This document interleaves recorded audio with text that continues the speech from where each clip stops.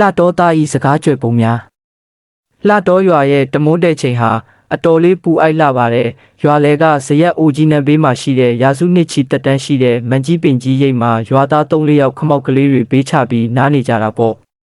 အဲ့ဒီချိန်မှာရန်ကုန်ကနေနယ်လက်အာမခံကိုယ်စားလှယ်လုပ်တဲ့ကိုမင်းလွင်ဆိုသူမျိုးသားတစ်ယောက်ရောက်လာပါတယ်မျိုးသားဆိုတော့လှတော်သားတွေရဲ့စကားလင်္ကာကိုတိတ်မတိသေးပဲခက်ကြွကြွခက်เสียကြကြနေချင်တာပေါ့ကိုမင်းလွင်ကမကြီးပင်ကြီးကိုမော့ကြည့်ပြီးလူတက်လှုပ်လိုက်ပါတယ်ဟေ့လူတွေခမရတို့ရွာကမကြီးပင်ကြီးကအတော်ကြီးတာပဲဗျာဒါပေမဲ့အပင်သာကြီးတာအသီးကတော့တိတိလေးတွေနော်တဘာဝတရားကြီးကတခါတလေကြတော့လဲမမျှတဘူးဗျာဒီလောက်အပင်ကြီးတာကိုဖျဲသီးလောက်ရှိတဲ့အသီးမျိုးတီးတင်တာဇရက်ပေါ်မှာလှဲနေရကနေဖက်ကရူးဆိုတဲ့လှတော်သားကြီးကမျက်လုံးတစ်ဖက်ကိုမေးစီပြီးထိုင်လိုက်ပါတယ်ပြီးတော့ခက်အေးပဲပြန်ပြောလိုက်တယ်မြို့သားမင်းရဲ့တဘာဝတရားကြီးကမြတ်တလွန်းလို့မင်းကောင်းပေါ်အသက်ရှိသေးတာပါစဉ်းစားကြည့်လေ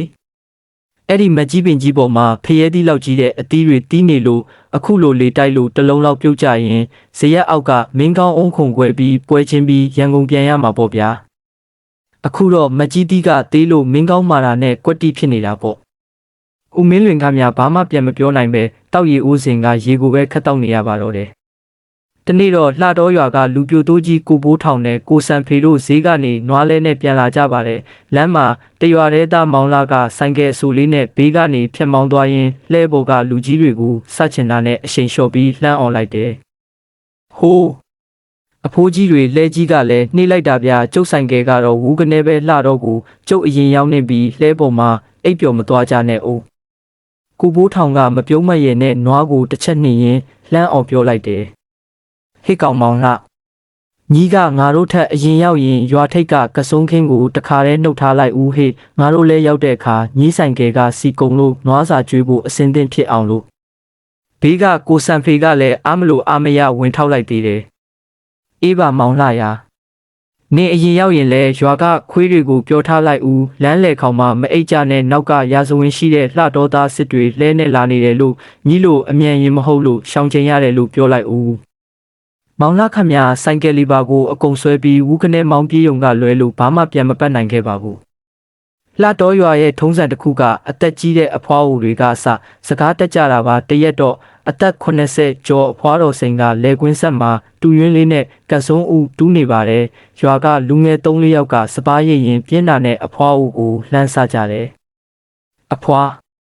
ကစုံဦးတွေတူးနေတာအများကြီးပဲလားကျုပ်တို့ကိုညီးဖို့နှုတ်ဆက်အောင်မလား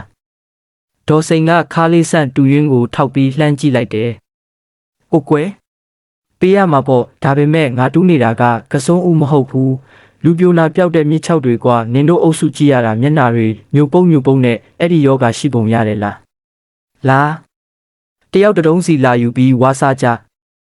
လူငယ်တွေအုပ်စုမျက်နှာပူနဲ့တယောက်မျက်နှာတယောက်ကြည့်ပြီးအဖွားကတော့လှုပ်ပြီးဆိုကကမန်းကရန်စပါးပဲဆက်ရိပ်နေကြရရှာတယ်လှတော်ရွာဖုန်ကြီးကျောင်းမှာအလူတစ်ခုရှိတော့ရွာကလူကြီးလူငယ်တွေအကုန်စုပြုံရောက်နေကြတာပေါ့ဟင်းကလည်းလှတော်သားတို့အကြိုက်ဝတ်သားစီပြန်ဟင်းအုံတို့ကြက်နဲ့ကိုမြတ်တာဆိုတဲ့လူတစ်ယောက်ကအစားအသောက်အတော်မှတ်ပါတယ်သူကဝတ်သားတုံးကြီးကြီးတွေကိုပဲရွေးနိုင်စားပြီးဘေးကလူတွေကိုအားနာရမှမသိဘူးဖြစ်နေတာပေါ့ဒါကိုဘေးကထိုင်စားနေတဲ့လှတော်သားကြီးဥပတင်ကမြင်တော့မနေနိုင်ဘူးဥပတင်ကသူ့ပကံထဲကဝတ်သားတုံးလေးတုံးကိုကိုမြတ်တာပကံထဲလှမ်းထည့်ပေးလိုက်တယ်ကိုမြတ်တာကအံ့ဩပြီးဟင်းဥပတင်ကလည်းကျုပ်ကိုအာနာစရာကြီးကိုယ်တိုင်စားပါဗျလို့ပြောတော့ဥပတင်ကမျက်နှာသေးလေးနဲ့ပြောချလိုက်တယ်မဟုတ်ပါဘူးကိုမြတ်တာရမင်းကြည့်ရတာဟင်းခွက်ထဲကဝတ်သားလုံးတွေကိုမျက်စိနဲ့လိုက်ရှာနေရတာမောလာရောပေါ့မျက်စိလဲညောင်းလာပြီးဒါကြောင့်မင်းမျက်စိအနာရအောင်ငါပကံထဲကတုံးကိုကောက်ထည့်ပေးတာအဲ့ဒါလေးဝါရင်ဟင်းခွက်ကြီးကိုခဏလောက်လွတ်ထားပေးပါဦးလို့တဝိုင်းလုံးရှိတဲ့လူတွေတဟားဟာရဲကြတော့မှကိုမြတ်တာလဲရှက်ရှက်နဲ့ဇုံးကိုခဏချထားလိုက်ရပါတော့တယ်တခါကလည်းရန်ကုန်ကနေမျိုးဆိုတဲ့ကောင်လေးကလှတော်ရွာကသူ့တငယ်ချင်းစီကိုမင်္ဂလာဆောင်ဖိတ်စာလာပေးပါတယ်ရွာလန်းတွေကခက်ရှုပ်ရှုပ်ဆိုတော့အိမ်ရှာမတွေ့တာနဲ့လမ်းဘေးမှာစီးတံတောက်နေတဲ့အဖိုးအိုတယောက်ကိုလှမ်းမိတယ်အဖိုးကိုတင်မောင်အိမ်ကဘယ်နားမှာလဲပြကျုပ်ရန်ကုန်ကနေမင်္ဂလာဖိတ်စာလာပေးတာအဖိုးအိုကစေးတံကိုတစ်ချက်ခဲမိခိုးတွေကိုဖြည်းဖြည်းချင်းမှုတ်ထုတ်ပြီးမေးတယ်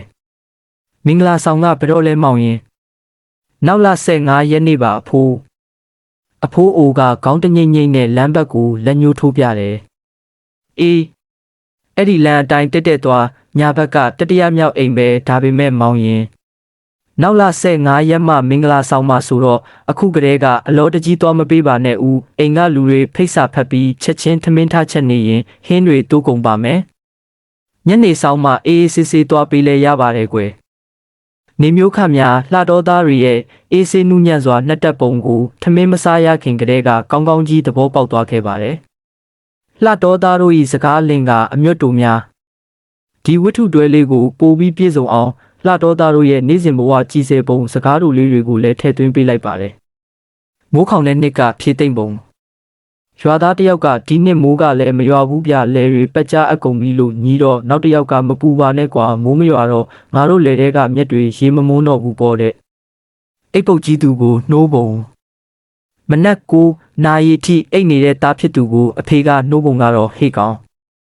ထားတော့မင်းအိတ်နေတာကြာလုံးလို့မင်းကောင်းအောက်ကခေါင်းကတောင်ပိုးဖြစ်ပြီးခြာပုံးတွေထွက်နေပြီလို့ဆိုပါတယ်